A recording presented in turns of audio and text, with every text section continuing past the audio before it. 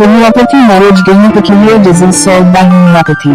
Homeopathy marriage gynecological disease solved by homeopathy. Hello friend, আমাদের YouTube channel homeopathy knowledge গেনারে আপনাদের সকলকে স্বাগত জানাই। আপনারা জানেন আমাদের চ্যানেলে বিভিন্ন ধরনের হোমিওপ্যাথি রিলেটেড বিষয় নিয়ে আমরা আলোচনা করে থাকি। এক এক দিন আমরা এক একটি বিষয় নিয়ে কথা বলি। আর আপনারা জানেন আমাদের এই আলোচনাগুলো সাধারণত একদম সিঙ্গেল মেডিসিনের উপরেই করে থাকি, সিঙ্গেল ডিজিজের উপরে করে থাকি, যাতে আপনার বুঝতে কোনো অসুবিধা না হয়।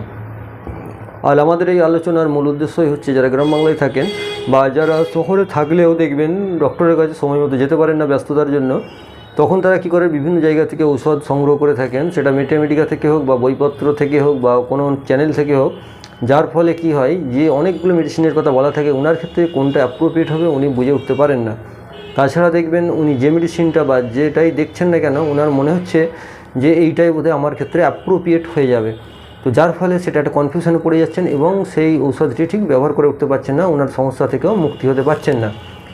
তো আপনারা যাই হোক, যদি আপনারা এই সমস্যা দেখে থাকেন হচ্ছে, তো অবশ্যই ঠিকঠাকভাবে যদি সিঙ্গেল মেডিসিন ব্যবহার করেন তো আপনাদের বুঝতে সুবিধা হবে। আর আমরা সেই জন্য সিঙ্গেল মেডিসিন নিয়ে আলোচনাগুলো করে থাকি।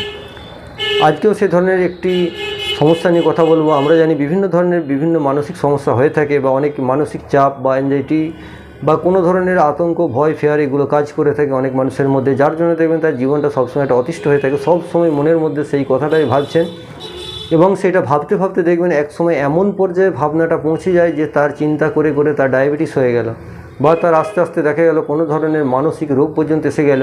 এমনও দেখা গেছে কোনো ধরনের একটা ছোট্ট চিন্তা করতে করতে এক সময় সে সিজোফ্রেনিয়ায় আক্রান্ত হয়ে গেছে এবং সেটা জানেন অনেক সময় একদম নন কিউরেবল পর্যন্ত হয়ে গিয়ে যায় এই সব ডিজিজগুলো।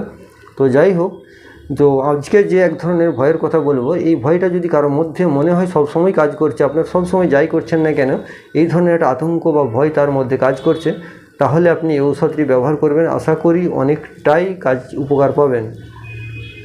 সেটা হচ্ছে, আপনার যদি মনে হয়ে থাকে আপনি বৃদ্ধ হন বা শিশু হন, যাই হন না কেন, আপনার যদি মনের মধ্যে একটা ভয় এরকম কাজ করে যে সকলে আপনার ফ্যামিলি বা আপনার কাছের লোক আপনাকে একা রেখে চলে যাবে, এই ধরনের যদি একাকিত্বের ভয় হতে থাকে, আপনি সবসময় মনের মধ্যে অজানা কারণে কিছুই নয় আপনি ভাবছেন যে আপনার ফ্যামিলি হয়তো আপনাকে একা রেখে দিয়ে চলে যাবে, সেটা আপনার বাবা মা হতে পারে বা আপনার ছেলে মেয়ে হতে পারে, যে কেউ, এই ধরনের একটা মনের মধ্যে আপনার ধারণা সবসময় কাজ করছে, যেটা কোনো অহেতুক, আপনার মানে কোনো কারণই নেই বা এই ধরনের ঘটনা কখনো আগে ঘটেও নি, কিন্তু আপনি কোথা থেকে কিভাবে পেলেন আপনি নিজেও জানেন না।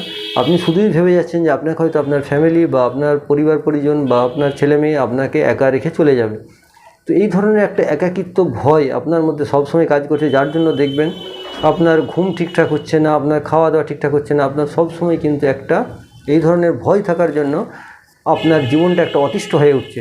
এবং যেখানে যাচ্ছেন, কোনো কাজ করছেন, যে চিন্তাভাবনা করছেন, সেখানে দেখছেন কি যে ভাবছেন একটা অন্যান্য জিনিস। যে কোনো কাজ করতে গেলে মানুষের তো একটা চিন্তাভাবনা থাকে যে আমি এই কাজটা এইভাবে করব, সেখানে আপনি যাই ভাবছেন না কেন আপনার কিন্তু শুধু ওই চিন্তাটা এসে যাচ্ছে, আমাকে ফ্যামিলি হয়তো একা রেখে চলে যাবে।